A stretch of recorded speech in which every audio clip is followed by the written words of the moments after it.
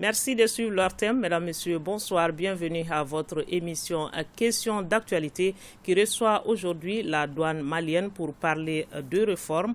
L'administration douanière qui se modernise à travers des réformes, 22 au total. Ce débat va porter sur 5 projets prioritaires déjà engagés, entre autres la réappropriation de la fonction d'évaluation et la sélectivité automatique des contrôles. L'un des poumons de l'économie, c'est bien la douane. Vous le savez, les recettes douanières constituent une importante source pour les finances publiques. Le service des douanes est chargé de la collecte et de la perception de tous les droits et taxes relatifs à l'importation et à l'exportation des marchandises. Elle contribue donc à l'alimentation du budget de l'État à concurrence de 45 à 50%. Pour nous expliquer le pourquoi des réformes et leur utilité pour l'État et les usagers, nous recevons comme invité M. Sidi Mohamed Ag Ishirash. Il est le chef du bureau d'études, appui et communication, chargé également du suivi des réformes. M. Ishirash, bonsoir. Bonsoir. Madame Karambe Siramale, elle est chef de division à la direction de la facilitation et du partenariat avec les entreprises, également adjointe du groupe projet réappropriation de la fonction d'évaluation en douane. Madame Karambe, bonsoir. Merci. Alors, et de M. Aboubakar Sidiki Kone, il est coordinateur du Centre d'expertise technique. Bonsoir, M. Kone. Bonsoir, Mme Batili. Merci. Bonsoir à vous. Je rappelle que toutes ces réformes ont fait l'objet d'un forum et pendant ce forum, ces réformes ont été présentées par des agents de la douane qui portent ces projets et comme annoncé dès le départ, nous allons expliquer 5 de ces réformes. Mais avant, j'aimerais savoir comment se porte la douane malienne aujourd'hui, M. Ishras, par ces temps qui courent, les temps de sanctions de la CEDEAO, même si on sait que les négociations vont bon train en ce moment. Oui, bonsoir Mme Batili, bonsoir chers téléspectateurs. Effectivement, la douane malienne, je peux vous dire que la douane malienne se porte très bien. Elle essaye de faire face à la situation qui est créée par les sanctions de la CEDEAO et de l'UEMOA contre notre pays. Et la douane est en train de s'ajuster pour trouver les meilleures solutions en inspectant d'autres possibilités, en entrevoyant d'autres corridors. Comme corridor, il y a la Guinée-Conakry et aujourd'hui la Mauritanie. Quelles sont les possibilités de commerce avec ces deux pays? Oui, les possibilités sont importantes, elles sont grandes. Les autorités nationales, les membres du gouvernement ont fait une mission récemment en Mauritanie et en Guinée. Nous, au niveau de la direction générale des douanes, nous avons tenu la 3e bilatérale avec les douanes guinéennes. Et cette bilatérale a débouché sur de très bons résultats, à savoir l'amélioration du corridor Conakry-Bamako, l'ouverture de certains bureaux frontaliers au transit, l'amélioration de la circulation des marchandises à travers la suppression d'un certain nombre de postes de contrôle le long de la route qui peuvent contribuer à bloquer et surtout l'ouverture très prochaine de l'antenne de la représentation des douanes maliennes au port de Conakry. Donc nous sommes très avancés et pas plus tard que la semaine passée comme résultat de cette 3e bilatérale entre les douanes maliennes et les douanes guinéennes. Nous avons reçu au bureau de douane de Kourimali à la frontière guinéenne près de 300 camions à destination du Mali qui venait du port de Conakry. Donc c'est un corridor qui présente beaucoup d'intérêt pour notre pays. C'est un corridor qui peut être suffisamment exploité par nos opérateurs économiques, par nos importateurs, parce que c'est un corridor d'abord peut-être le moins long de la sous-région, parce qu'il fait à peu près 900 km. Avec la Mauritanie, le corridor connaîtra de nouveaux développements dans les prochains jours parce que je sais qu'il y a des missions qui sont en train de se préparer pour aller voir. Déjà, les chambres de commerce, le ministère du Commerce s'est rendu à Nouakchott pour discuter avec les autorités. Vous savez, pour un pays enclavé comme le Mali, les opérations d'importation et d'exportation sont essentiellement basées sur la qualité du transit. Quand vous avez des facilités en matière de transit des marchandises, quand il n'y a pas d'encombrement des routes, quand il n'y a pas de tracasseries au niveau des différents axes routiers, pour un pays enclavé comme le Mali, c'est déjà une très très grande chance. Et avec la Guinée et la Mauritanie, nous avons l'opportunité de régler ces questions-là et donc de convenir des mécanismes de transit efficaces pour nos importateurs. D'accord. Alors, Mme Karambe Siramale, la Mauritanie et la Guinée-Conakry aujourd'hui, des opportunités d'affaires avec le Mali. Dites-nous, comment vous arrivez à remonter la pente? Et les opérations sont en train donc de se développer, des rapports de bonne collaboration entre la Guinée et le Mali. Et il y a plus de 300 camions qui sont en route. L'effet est déjà immédiat. Les fruits sont là. Je pense que dans ce contexte, on va continuer donc à collaborer avec ces pays voisins et essayer aussi d'étendre avec d'autres pays. D'accord. Alors, M. Koné, on sait que les sanctions pèsent tout de même sur la douane aujourd'hui en matière de recettes. Comment vous arrivez à gérer tout ça? Merci beaucoup. C'est vrai, quand il y a eu ces sanctions-là, les autorités du pays ont réfléchi pour faire en sorte qu'il n'y ait pas de rupture quand on sait bien que nous sommes un pays continental. Donc il faut profiter de cette continentalité pour en faire un avantage. Et un des avantages de cela, c'est la diversification des partenariats. C'est vrai que ça s'était passé dans d'autres pays et nous avons trouvé d'autres débouchés. Et cette fois-ci également, nous sommes en 2022 quand ça arrive. Donc, il nous appartient également de diversifier ces partenariats-là. Et comme mes prédécesseurs l'ont aussi souligné, les rapports avec la Guinée, la Mauritanie et d'autres pays comme l'Algérie, d'autres pays voisins.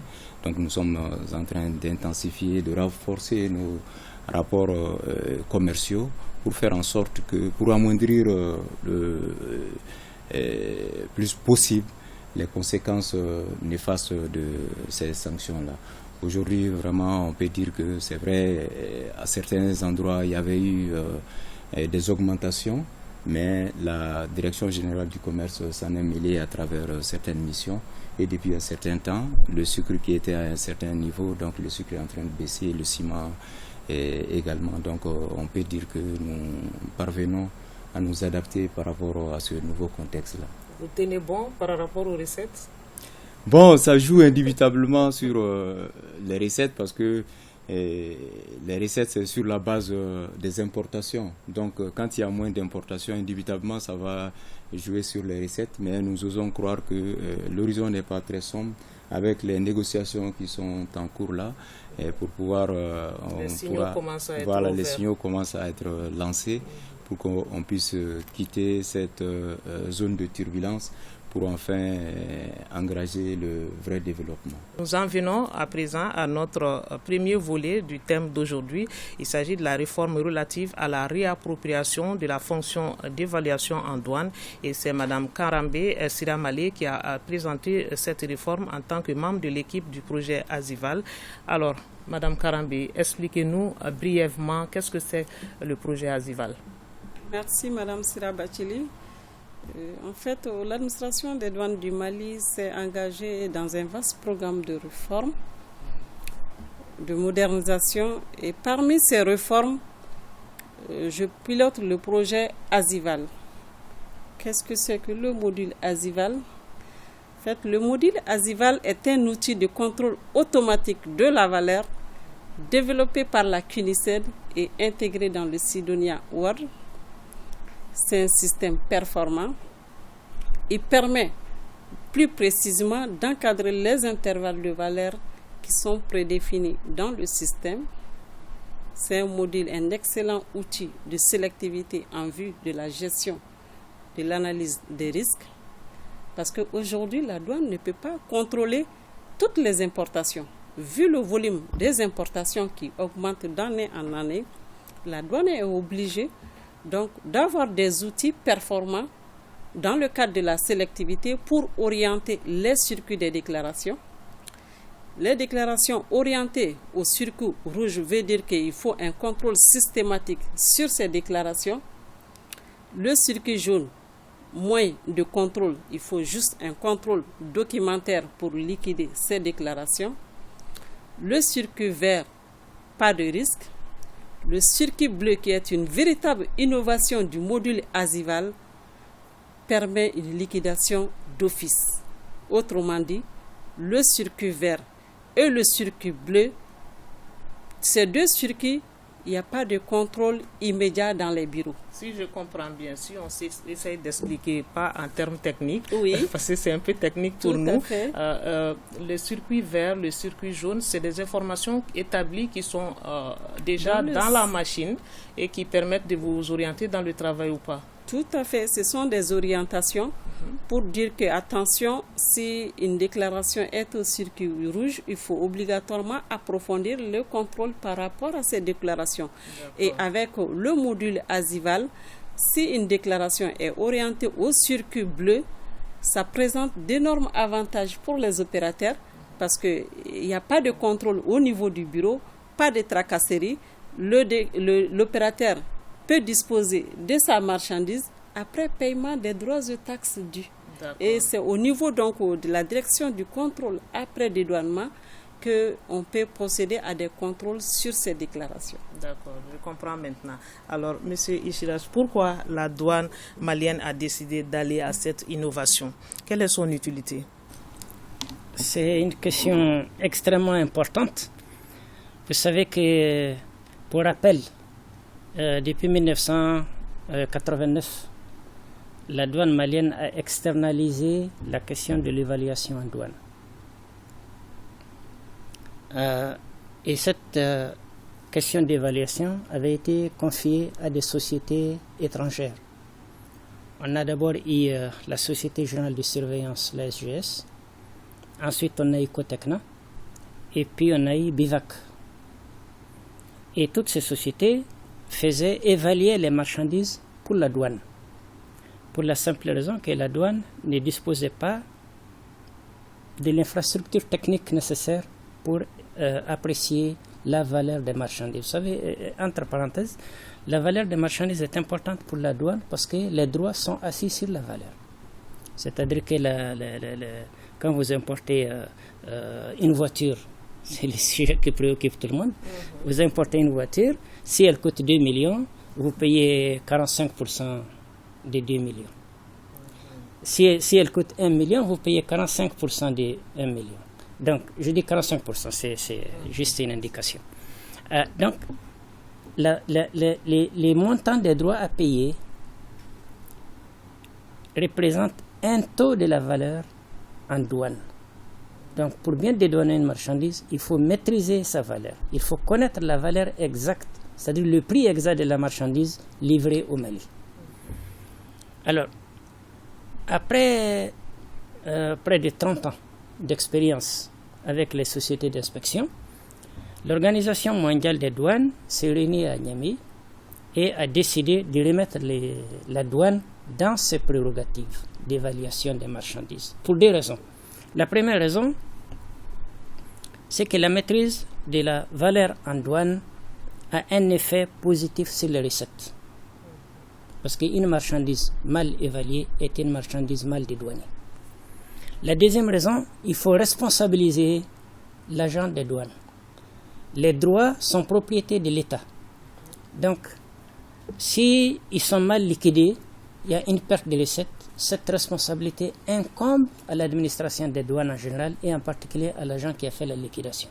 Donc, il faut responsabiliser l'administration, responsabiliser l'agent dans le calcul des droits et dans la perception des droits, étant entendu que chaque perte de droits est une perte pour le trésor public. Et comme tout le monde le sait, les sous de la République sont sacrés. Donc voilà les deux raisons qui ont motivé ce retour au droit. Parce qu'évaluer les marchandises, c'est une responsabilité de l'administration des douanes. D'accord. On voit qu'il y a beaucoup d'avantages. Monsieur Kone, pouvez-vous nous parler de ces avantages du projet Asival? Oui, un des avantages de ce projet Asival, c'est que ça permet, c'est un outil de facilitation. Facilitation en ce sens que avec les codes CST, on sait déjà, on a c'est quoi, une idée. Les codes CST? C'est des codes spécifiques. Je pense que Mme Sira Malé aura l'occasion de revenir sur des détails. Donc je pense que c'est un outil de facilitation des échanges commerciaux. Ensuite, ça permet d'analyser les risques et d'orienter les contrôles selon l'importance des risques. Donc à ce niveau, ça fait une économie de temps chez le douanier qui a, au lieu d'aller perdre assez de temps sur des marchandises dont le risque n'est pas élevé, donc il pourra consacrer ça à d'autres activités comme le développement des partenariats avec nos pays voisins. Donc une économie de temps et un outil de facilitation. D'accord. Le module Azival présente d'énormes avantages pour les opérateurs économiques et l'innovation apportée par ce module, c'est surtout le circuit bleu. Quand un opérateur ou un déclarant vient au niveau du service des douanes pour déclarer sa marchandise avec de bonnes valeurs, les intervalles de valeur qui sont prédéfinis dans ce module, si la bonne valeur déclarée par l'opérateur dépasse le seuil prédéfini, sa déclaration est orientée directement au circuit bleu. Et ce circuit bleu, c'est une véritable innovation du module Azival. Il n'y a pas de contrôle au niveau donc, du premier bureau de dédouanement. Donc, ça permet une réduction du temps de passage des marchandises en douane. Et qui parle donc du temps de réduction du temps de passage des marchandises en douane, parle donc du gain de coût. Parce qu'avec le stationnement des marchandises sous douane, ça pèse, il y a un coût. Et ça permettra également la rotation automatique des camions et un meilleur approvisionnement du marché. Même le consommateur va trouver son compte. Et ce qui permet davantage de fluidifier les activités commerciales. Voilà un peu l'avantage que je voulais parler. Donc, et pour l'opérateur économique spécifiquement, c'est vrai que vous avez déjà commencé à parler de cet avantage pour l'opérateur économique. Rappelez-nous rapidement, qu'est-ce que cela apporte à l'opérateur économique? Effectivement, avec le module Azival, les intervalles de confiance qui sont là, si l'opérateur remplit ces conditions, et à travers ce module Azival, il peut bénéficier du statut d'opérateur économique agréé. Donc, tout se base sur la confiance. Vous êtes un déclarant en douane, vous venez déclarer correctement vos marchandises avec de bonnes valeurs. Il y a donc un climat de confiance qui s'installe entre les différents acteurs.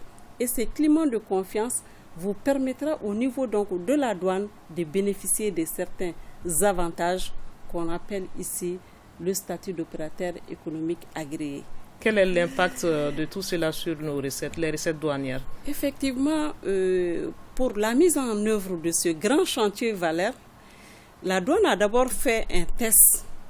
Et au bout de 6 mois, on a testé quelques produits, par exemple 13 produits, pour 56 nomenclatures tarifaires et 1841 CST, nous a permis d'engager environ 12 milliards 230. Et ce sont ces résultats probants qui ont amené la douane, malgré d'énormes difficultés, à la mise en œuvre de ce module Azival qui est opérationnel depuis le 3 janvier 2022. Et pour arriver au choix de ces produits, nous avons travaillé sur les données internes et les données externes en tenant compte donc du choix de ces produits en tant que pourvoyeur des recettes de l'État et des produits sensibles à la fraude. Ce choix nous a permis d'avoir les 13 produits. Pour le moment, nous sommes à 13 produits pour ce qui a fait engager 12 milliards 230 millions environ. Si c'est étendu à d'autres produits, cela permettra d'améliorer substantiellement les recettes douanières. Alors, la deuxième réforme porte sur le centre d'expertise technique. Il est lié à Azival. Que fait concrètement ce centre en matière d'évaluation? Monsieur Kone, vous qui portez ce projet. Ce centre est considéré comme un outil d'aide à la décision mis à la disposition de l'administration des douanes afin de pouvoir faire valablement son travail. Et le chef BAC l'a dit, ça a commencé depuis 1989 avec les sociétés d'inspection qui sont là. Et ils ont travaillé pendant 30 ans. Et à la conférence de Niamey, la décision a été prise, que ce soit au niveau de l'Organisation mondiale des douanes ou l'Organisation mondiale du commerce, et compte tenu du fait que nous avons des compétences en notre sein qui peuvent faire valablement ce travail-là, donc il faut aller dans ce sens-là. Et cette rencontre de Niamey a été complétée par celle de Moroni, où j'ai eu la chance de participer. C'était Afrique occidentale et centrale, les pays de l'Afrique occidentale et centrale. Et nous avons constaté que beaucoup de pays ont abandonné ces systèmes de faire traiter ces affaires douanières par d'autres structures. C'est ainsi qu'il y avait un contrat au niveau du Mali qui a pris fin en 2017. Donc en 2018 maintenant, il y a un dernier contrat non renouvelable de 5 ans qui doit prendre fin en décembre 2022. Donc il s'agit, c'est un contrat BOT, il s'agit de mettre en place les infrastructures, transférer les compétences, c'est-à-dire exploiter et ensuite transférer les compétences qui sont là. Au niveau de ce centre-là, comment le travail va se faire très concrètement? Il y a des outils qui sont là, les infrastructures, comme quelqu'un l'a dit avant moi. Le volume du commerce va crescendo et les recrutements des agents de douane ne suivent pas forcément. Donc il faut faire appel à la technologie pour pouvoir compenser ce trou-là.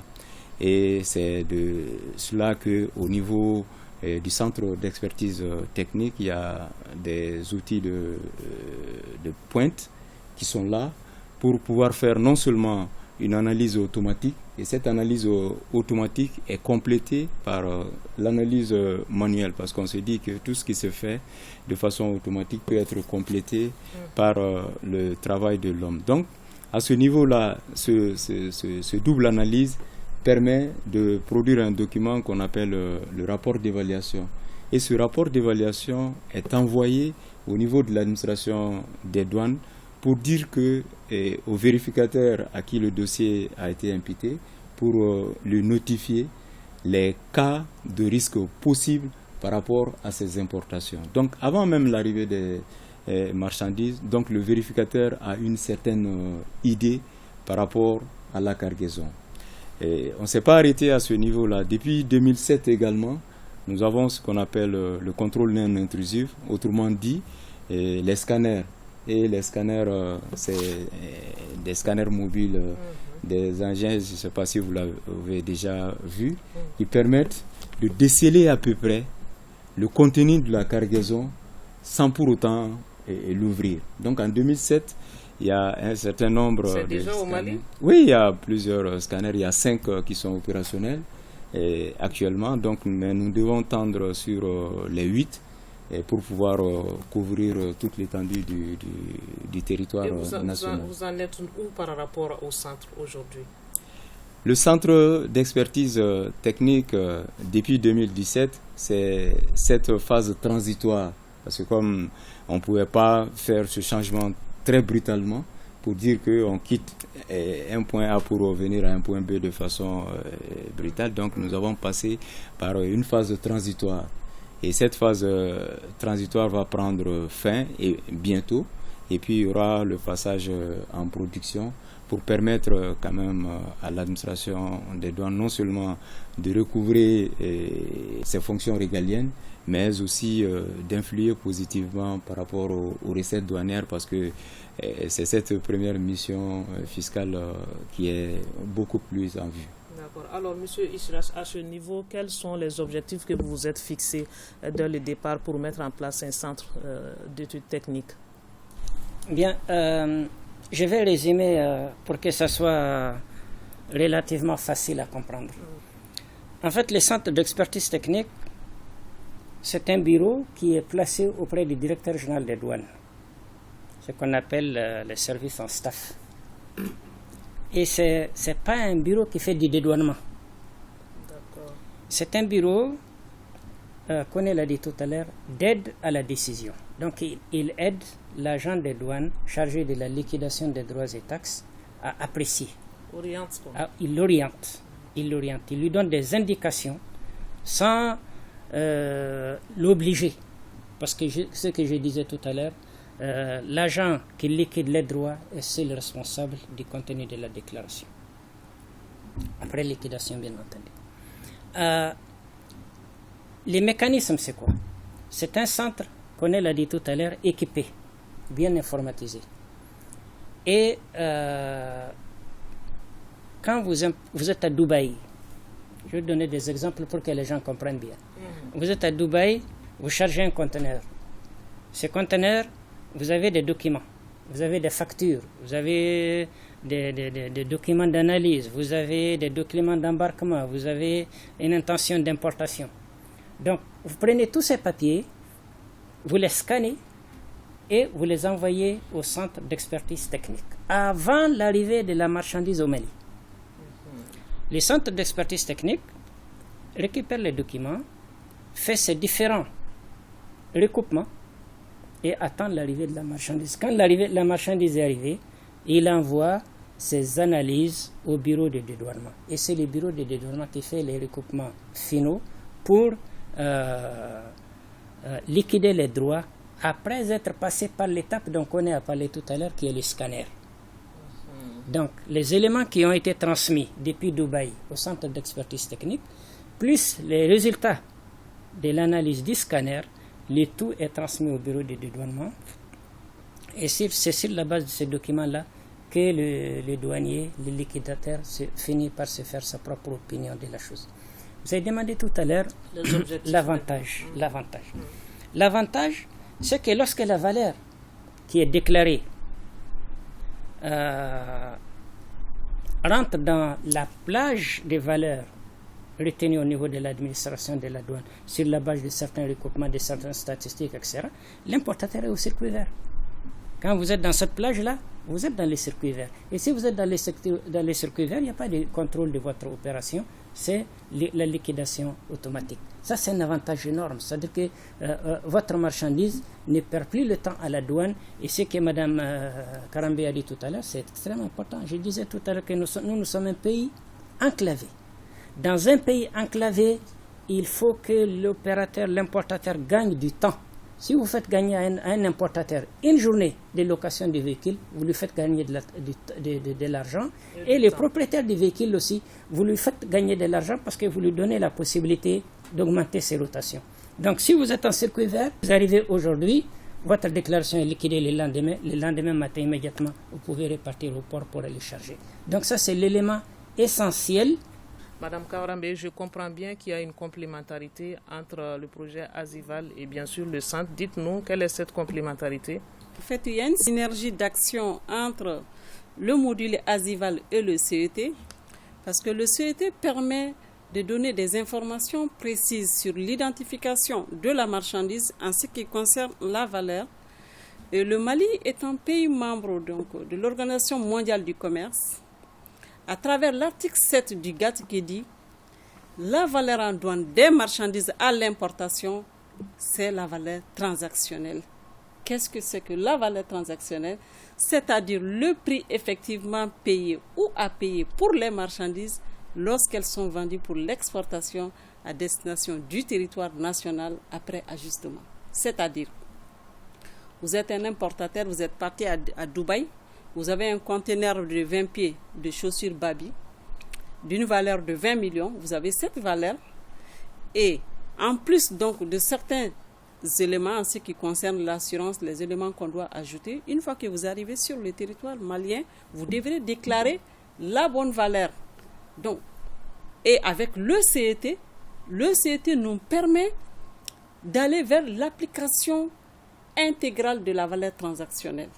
Donc ça, c'est l'un des avantages très importants. c'est un outil d'aide qui va permettre aux vérificateurs d'apprécier est-ce que l'importateur a déclaré la bonne valeur.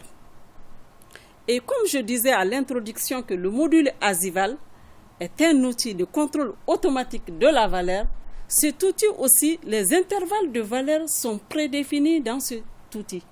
Et ça va permettre aux vérificateurs d'apprécier davantage les éléments déclarés.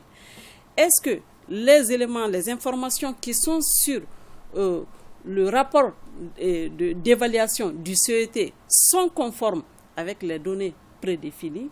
Et là, c'est donc une synergie d'action pour une amélioration des recettes douanières.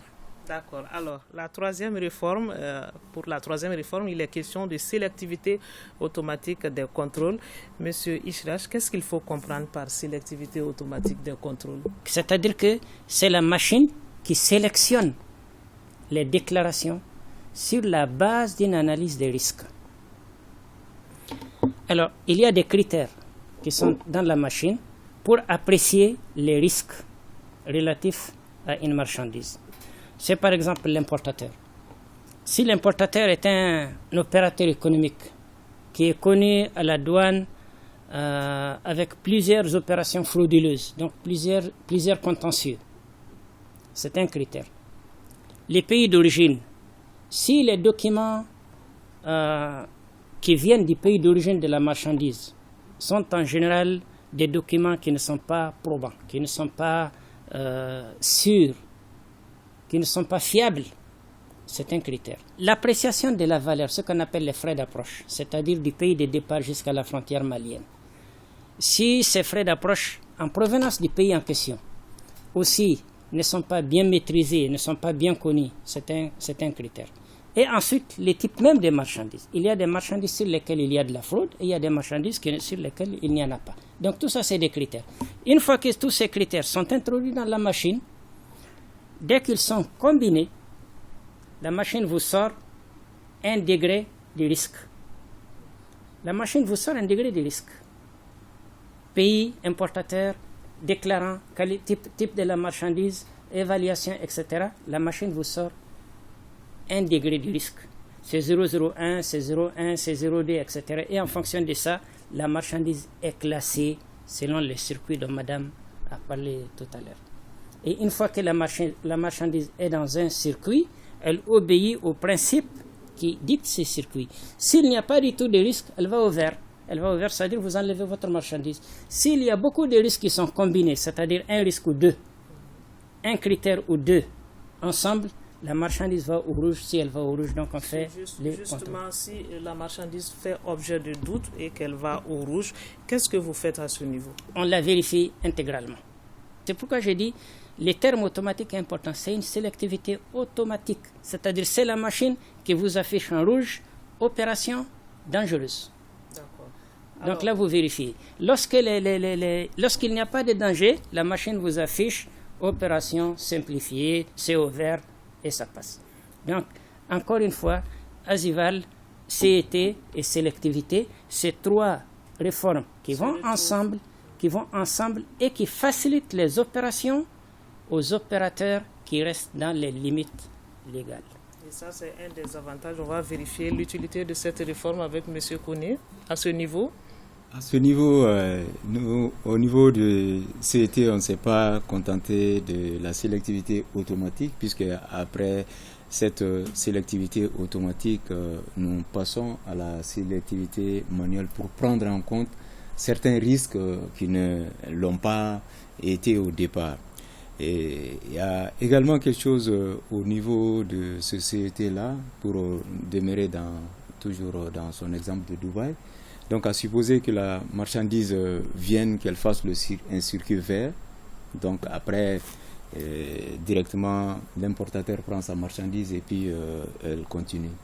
Mais le bon à enlever, qui est le document douanier, est envoyé au niveau du CET, de la direction des douanes, du bureau de dédouanement. On envoie le résultat au niveau du CET afin de faire ce qu'on appelle une réconciliation. Et la réconciliation permet de placer le niveau. Par exemple, cette importation de Dubaï là, on va dire qu'elle ne présentait aucun risque. que ce soit au niveau du CET ou que ce soit au niveau du bureau de douanement. Donc cette marchandise n'a présenté aucun risque. Donc il est inutile de s'attarder à vouloir chercher des éléments de fraude par rapport à ces marchandises. Comme je l'ai dit, ça permet aux douaniers de se focaliser sur d'autres missions. Comme je l'ai dit, nous avons plusieurs missions. La première mission qui est la mission de recouvrement des recettes, la deuxième mission de lutte contre la fraude et d'autres missions subsidiaires ou de concours à d'autres administrations. D'accord. Alors, Madame Karambe, la sélectivité automatique des contrôles, quel rôle dans votre projet Azival? Avec le module Azival, les critères sont prédéfinis donc dans le module Azival. Le chemin fonctionnel du module Azival retrace les liens d'orientation des déclarations en fonction de l'élément valeur. Autrement dit, dans le module, les valeurs qui sont prédéfinies, le déclarant qui fait sa déclaration à travers le code de spécification tarifaire, s'il ne met pas la bonne valeur, et d'autres critères aussi peuvent rentrer en compte par rapport à l'origine de la marchandise, par rapport à la nature de la marchandise, la déclaration peut être orientée selon le cas au circuit rouge. Et une fois que la déclaration est orientée au circuit rouge, l'attention du vérificateur doit être attirée sur cette déclaration. Ce module, qui est un outil de sélectivité, permet donc de faciliter les procédures douanières. C'est dans le cadre de la facilitation et dans le cadre aussi de la transparence. Nous allons à présent parler de la gestion des ressources humaines, un projet monté avec l'Organisation mondiale des douanes. Expliquez-nous, M. Ishida, ce projet, à quoi il va consister. Le projet de gestion moderne des ressources humaines, c'est un projet que nous avons monté avec l'appui de l'Organisation mondiale des douanes à travers un projet sous-régional qui s'appelle Projet de modernisation des administrations douanières en Afrique de l'Ouest, Madao. De quoi il s'agit? Il s'agit de bâtir une administration des douanes disposant d'un personnel axé sur les compétences. Cela veut dire que chaque agent des douanes doit occuper les postes pour lesquels il dispose des compétences nécessaires. La secrétaire d'un bureau de douane doit savoir maîtriser l'outil informatique. Elle doit savoir classer les documents. Elle doit savoir archiver. Elle doit savoir recevoir les usagers. Elle doit savoir orienter les usagers. C'est, je crois, l'élément de base. Le chauffeur du directeur général des douanes, il doit être quelqu'un qui connaît la ville, qui connaît les différents bureaux qu'il y a et qui est capable de réparer un véhicule qui est en panne, si le véhicule déjà est en panne. Donc, je ne parle pas de haut poste. Mais quel que soit l'échelon auquel se trouve un agent des douanes, il doit disposer des compétences nécessaires à l'exercice du poste. Et chaque poste sera construit avec une description des tâches. Donc, je reste seulement au niveau de cet élément qui est qu'on appelle le référentiel de compétences. Il y a beaucoup d'autres livrets, beaucoup d'autres éléments, d'autres livrables de ces projets. Mais il s'agit de bâtir une administration où chaque agent dispose des compétences nécessaires pour exercer une activité précise. Est-ce qu'il faut comprendre que la douane va vers la spécialisation de ces agents? C'est exact. C'est-à-dire qu'il faut sortir des généralistes que nous sommes aujourd'hui pour aller vraiment vers des postes de spécialistes. C'est-à-dire qu'aujourd'hui, chez nous, un exemple simple, n'importe quel inspecteur des douanes, quelle que soit sa formation d'origine, peut être chargé de la gestion des ressources humaines. N'importe quel inspecteur des douanes peut être chargé de la communication. Moi, je ne suis pas ici du monde de la communication, mais je suis à ce poste. à l'avenir, il faudrait que l'inspecteur des douanes qui est chargé de la communication à la direction générale des douanes soit un communicateur, qu'il ait cette compétence de communiquer, qu'il ait cette formation, qu'il ait cette compétence et qu'il la cultive en permanence. Les gestionnaires des ressources humaines doivent être un gestionnaire des ressources humaines. On ne peut pas prendre quelqu'un qui est un bureau de dédouanement pour venir être GRH. Je veux dire que GRH, ce n'est pas une activité accessoire, c'est une activité essentielle dans le développement d'une administration. Donc l'idée, c'est ce que vous dites, madame, c'est d'évoluer vers un service vraiment où les compétences sont d'abord valorisées, reconnues, valorisées, et puis ensuite exploitées. C'est-à-dire que chaque personne va être dans le poste où elle peut être la plus efficace dans l'intérêt du service. Ces agents sont recrutés d'office avec ces compétences ou bien c'est la douane qui emploie des efforts pour les former? Ça, c'est l'handicap à la mise en œuvre de ce programme. L'handicap, c'est quoi? C'est le statut général de la fonction publique auquel nous sommes soumis, qui fait qu'en réalité, aujourd'hui, l'administration des douanes ne peut pas recruter son personnel en ciblant des spécialités précises. Madame, vous savez, dans toutes les administrations du monde, il y a toutes les compétences. Les administrations ont des chimistes, elles ont des professeurs, elles ont des pharmaciens, parce que nous traitons les médicaments, elles ont des ingénieurs de mécanique, parce que nous traitons les pièces détachées, elles ont des aviateurs, elles ont toutes les spécialités possibles, elles ont des laboratoires. Aujourd'hui, nous sommes des généralistes. On dit dans la terminologie malienne, pour être inspecteur des douanes, il faut soit être juriste, administrateur ou économiste. Vous voyez, vous imaginez un juriste qui va aller chercher à comprendre les pièces détachées des motos ou des avions. Vous imaginez vous-même ce que ça donnera. Donc, l'administration moderne, il faut qu'il y ait toutes les spécialités parce que l'administration traite toutes les compétences et toutes les marchandises. D'accord. Alors, M. Kone, qu'est-ce que vous pensez de cette question de gestion des ressources humaines? Je pense que tout ce que nous faisons, ça doit être au bénéfice de l'homme. C'est ce qui a amené ce projet-là de gestion des ressources humaines basé sur des compétences. Et un aspect très important dans ce projet-là, c'est qu'il y a une auto-évaluation qui est faite. À l'issue de cette auto-évaluation, si on constate des signes de non-compétence, on ne te rejette pas, mais on fait en sorte que lors des prochaines évaluations, que vous puissiez avoir ces compétences-là.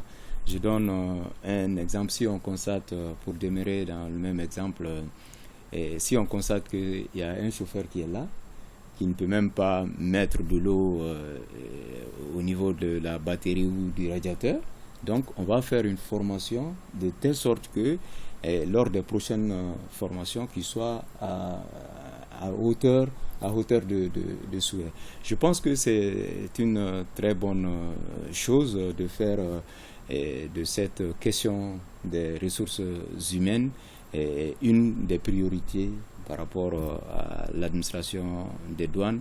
Et un autre aspect, il l'a dit, nous ne pouvons pas recruter directement comme cela peut se passer dans certains pays, donc nous sommes obligés de faire appel à ces genres d'évaluation, mais le fauteuil qui sera là, c'est le fauteuil même qui va définir ces critères pour dire que pour être inspecteur des douanes, il faut avoir tels critères, par exemple les différentes matières qui sont enseignées au niveau des différentes écoles. Il faut que vous maîtrisiez le système harmonisé, il faut que vous maîtrisiez la valeur en douane. Donc ils vont fixer une panoplie de compétences qu'il faut avoir pour pouvoir accéder à des postes. Quelque part, ça va faciliter le travail du directeur des ressources humaines qui saura qui placer où pour produire de meilleurs résultats. D'accord. Madame Karambe, la spécialisation a un poids dans votre travail au quotidien? La douane du XXIe siècle, c'est une douane moderne, une douane performante. Qui parle donc de performance et de modernisation parle des compétences. Il faut des compétences de ressources humaines en la matière. Et il faut le culte du professionnalisme, ça c'est très important aujourd'hui, parce que l'activité de l'administration des douanes est axée sur les résultats. Pour atteindre ces objectifs visés par l'administration des douanes par les plus hautes autorités du pays, parce que d'année en année, nos recettes, les objectifs augmentent et on est obligé d'avoir des ressources de qualité pour une meilleure performance. Et quand je prends le module Asival, et pour la mise en œuvre de ce processus, nous, on était obligé d'abord de former les déclarants en douane. On a formé plus de 450 agents et 150 déclarants en douane pour leur permettre de maîtriser ce module, parce qu'on s'est dit que l'application de ce module va de soi par la formation. Et sans la performance, sans les ressources humaines de qualité, toutes ces réformes ne pourront pas aboutir. Et dans cette dynamique aujourd'hui, on est obligé d'aller vers le culte du professionnalisme. Donc ça a un poids important pour l'atteinte des objectifs et des recettes qui sont assignés à l'administration des douanes du Mali. D'accord. Il y a un référentiel des emplois. Expliquez-nous ce référentiel. Les référentiels des emplois, c'est-à-dire que pour chaque poste de travail, il y a un descriptif des tâches à exécuter. Et à côté de ce descriptif des tâches à exécuter, il y a un certain nombre de compétences dont il faut disposer. Si vous êtes, par exemple, responsable du service juridique de la douane, si vous n'avez pas un diplôme d'un certain niveau en droit, c'est évident que vous ne pouvez pas jouer correctement votre rôle. Donc, vous ne pouvez pas exécuter correctement vos tâches. Donc, à côté du descriptif des postes ici et des compétences à acquérir là, il y a de l'autre côté les signes de non-détention de la compétence. Donc, on vérifie est-ce que la personne a les compétences. Et les signes sont bien là. Si vous êtes rédacteur, les premiers signes, c'est être incapable de rédiger correctement une note de service. Si vous ne pouvez pas rédiger une note de service, c'est un signe de non-détention de la compétence, donc il faut qu'on vous forme. Il faut qu'on vous forme donc pour améliorer vos compétences et afin d'acquérir la compétence requise pour exercer la tâche. Donc c'est les trois tableaux. Vous avez descriptif de poste, les tâches à exécuter et puis les compétences dont il faut disposer. Et de ces compétences-là, on fait moins ce que vous n'avez pas et on décèle les signes de non-possession de la compétence requise et on vous envoie à la formation. Donc c'est un peu ça. Et je disais tout à l'heure que l'handicap principal que nous avons en la matière, c'est notre statut actuel qui ne nous permet pas de recruter, qui en fait ne permet pas de gérer le personnel parce qu'on relève entièrement du statut général de la fonction publique. Et ça, c'est un handicap pour la mise en œuvre efficace de la stratégie. Déjà avec les agents qui sont là, est-ce que le travail de spécialisation a déjà commencé? Ça, c'est des formations.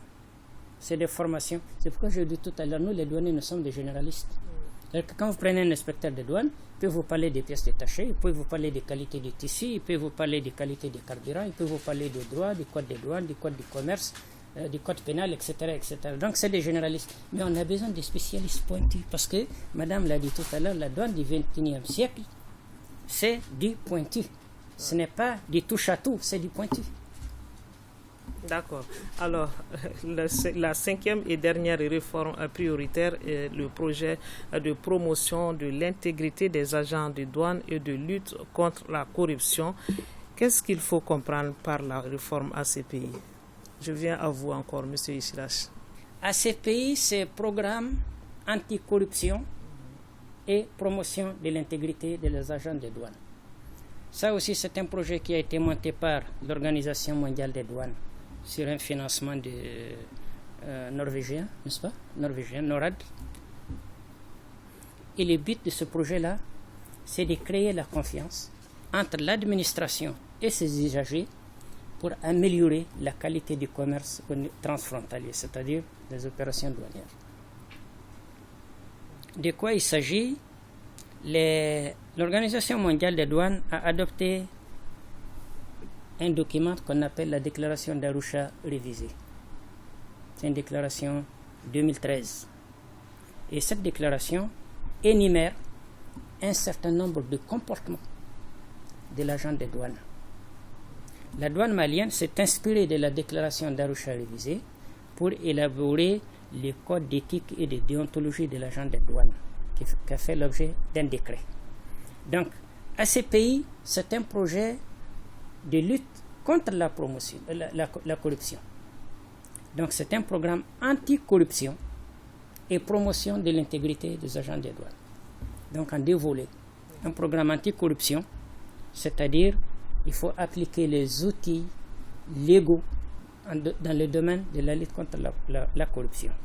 La promotion de l'intégrité, c'est à travers la formation. Il faut former les agents, il faut les sensibiliser, il faut leur expliquer qu'est-ce qui peut engendrer la corruption dans les milieux des finances en général.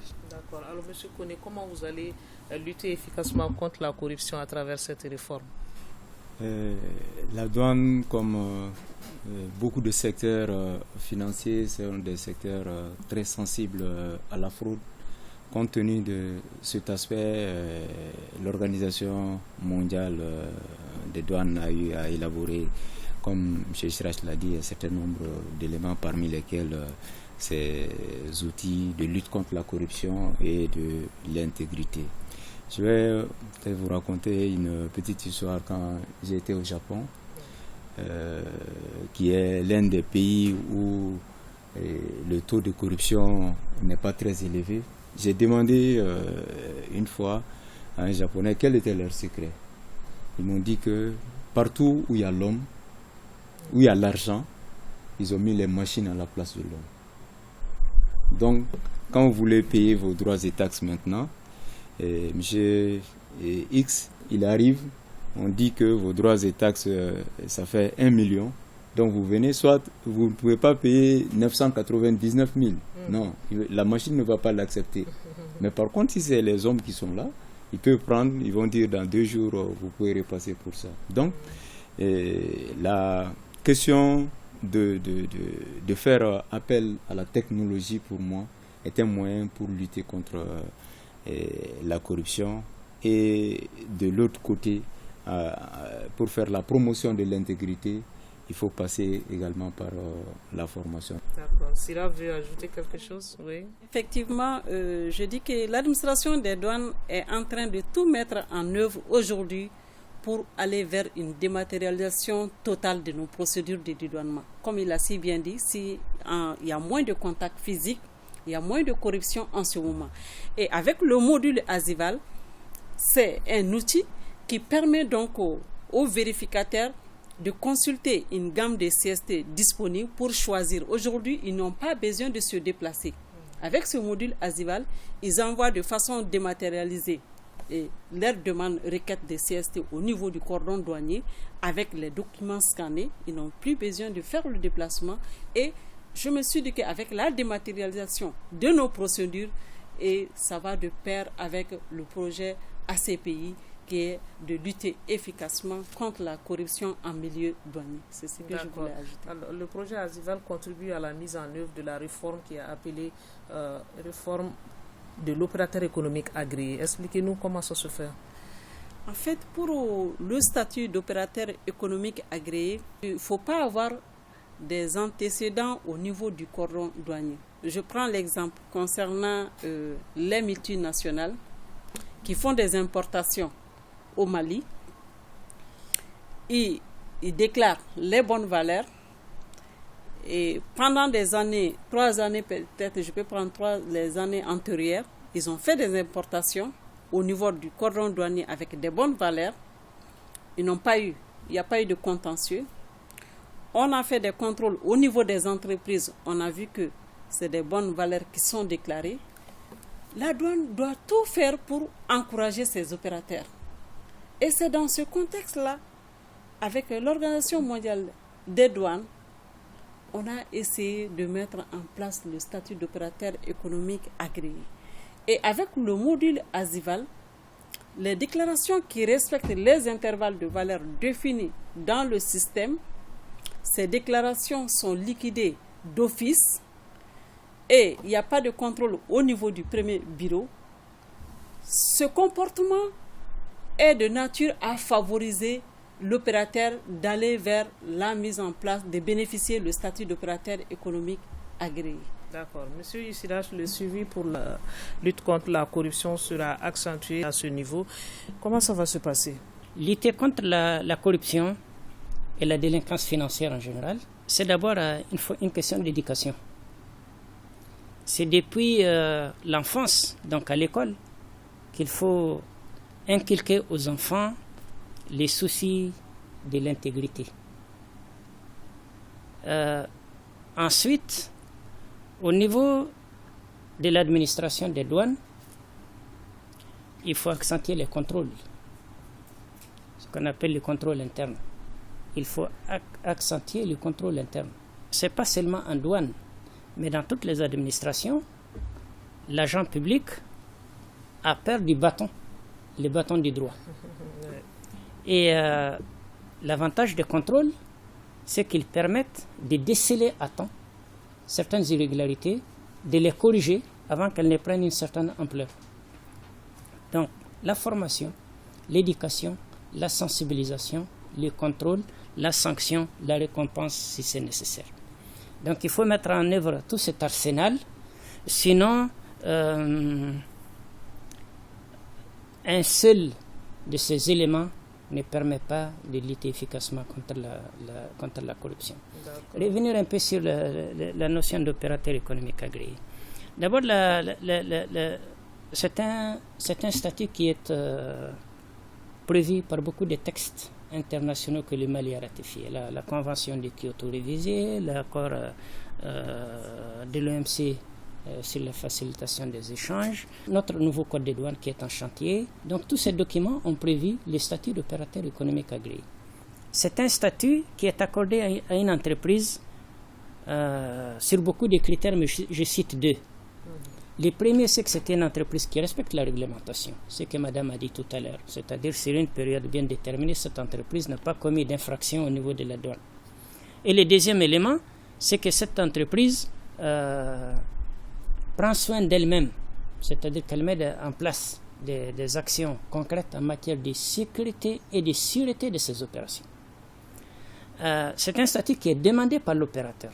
Lorsque l'opérateur fait la demande, la douane évalue l'opérateur à travers un audit de ses procédures, un audit de ses importations, un audit de toute l'infrastructure dont il dispose. Et après cet audit-là, l'administration peut accepter ou pas le statut à l'opérateur qui l'a demandé.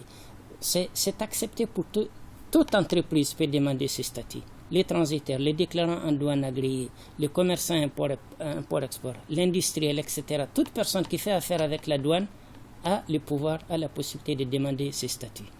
Il confère beaucoup d'avantages, mais je citerai un. Et on va finir sur ça. C'est celui de la facilitation. Celui de la facilitation, parce que l'opérateur qui bénéficie du statut d'opérateur agréé peut bénéficier de la procédure de dédouanement à domicile. C'est-à-dire l'opération de dédouanement sont faites chez lui, dans ses magasins, pas au niveau de la douane. Ensuite, il bénéficie de contrôles allégés, quand cela est nécessaire. Il bénéficie de peu de contrôles. Ensuite, s'il est agréé au Mali, comme l'administration des douanes maliennes a aussi des accords de partenaires avec toutes les douanes de la sous-région, il peut bénéficier aussi du même avantage au niveau des autres administrations douanes. Pour résumer, madame, les 5 procédures, les 5 réformes que nous avons évoquées ce soir sont liées et toutes concourent à 2 aspects essentiels. Le renforcement du partenariat, donc la confiance entre les opérateurs et l'administration, donc la facilitation, la simplification des procédures, l'amélioration des recettes douanières et le renforcement des compétences des ressources humaines. Madame, lors de la mise en place de l'équipe actuelle de la Direction générale, Monsieur le ministre de l'Économie et des Finances a dicté 3 orientations à l'administration des douanes. 1. Améliorer les recettes douanières. 2. Lutter contre la fraude et la criminalité transfrontalière. Et 3. Mettre en œuvre les réformes. C'est dans le cadre de ces orientations que le bureau que j'ai l'honneur de diriger aujourd'hui a vu ses missions élargie au suivi des réformes. D'accord, on fait un dernier tour de table. On me fait que le temps qui nous est accordé est épuisé. Et je commence par Mme Karambé Siramalé. Après toutes ces réformes, comment vous voyez l'économie malienne? En quelques mots seulement. Et j'en suis sûre qu'avec ces différentes réformes en cours, l'administration des douanes est en train de travailler pour booster les recettes de l'État. Et avec le module Asival seulement, je disais qu'on a fait un paramétrage simple, ça nous a permis d'engranger environ 12 milliards 230. Et on a des objectifs beaucoup plus ambitieux. Et avec, si on étend donc à plus de produits, il y aura une amélioration substantielle des recettes douanières, malgré un contexte économique particulièrement difficile.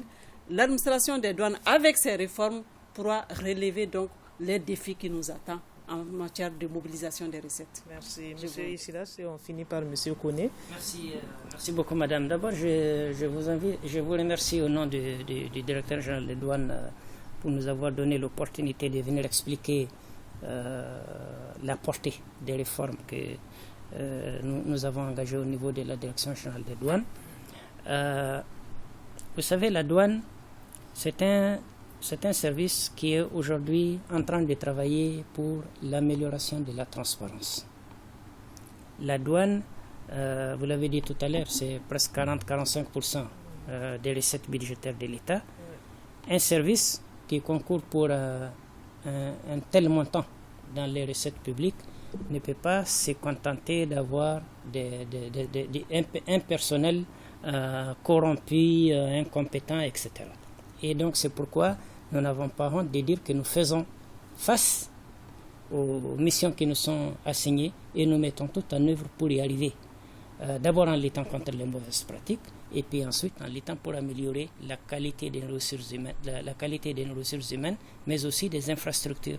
Et beaucoup donc des réformes dont nous n'avons pas parlé aujourd'hui, qui sont structurelles, concourent à l'amélioration de ces infrastructures-là pour vraiment améliorer suffisamment le rendement de l'administration.